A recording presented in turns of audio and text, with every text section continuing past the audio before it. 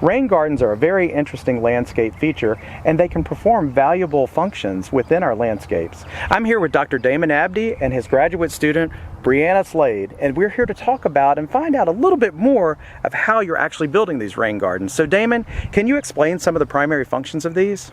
So in Louisiana, we're no strangers to the rain. And when we have heavy rainfalls, that rainwater has got to go somewhere, particularly in urban environments where we have a lot of impermeable surfaces. So that presents a problem. We have a lot of runoff water that can also transport a lot of contaminants. This is where rain gardens can be an effective way to address that issue, offering an ecological service, but also adding some aesthetic features using plants that are going to tolerate consistently or periodically wet conditions. All right, so this is more than just collecting the water. We're actually using these plants as a function of the landscape. So Brianna, why don't you tell us some of the plant material that you've actually chosen here for this project? Of course. So here we have a variety of different native plants. We have river birch, arborvitae cypress, sweetbed magnolia, and itea. So what are the basic steps in constructing a rain garden?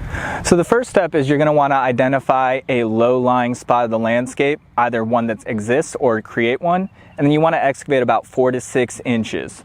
Following that, you're going to fill it in with some type of media. Typically, we'll use our landscape bed mix, pine bark and sand, as well as in this research, we're investigating several other materials to incorporate into those blends, such as sugarcane bagasse, expanded shale, and wood chips. All right, well, thank you so much for telling us the basic steps and reasons why we should be creating rain gardens. For Get It Growing, I'm Jason Stagg along with Dr. Damon Abdi and his graduate student, Brianna Slade, for the LSU AgCenter.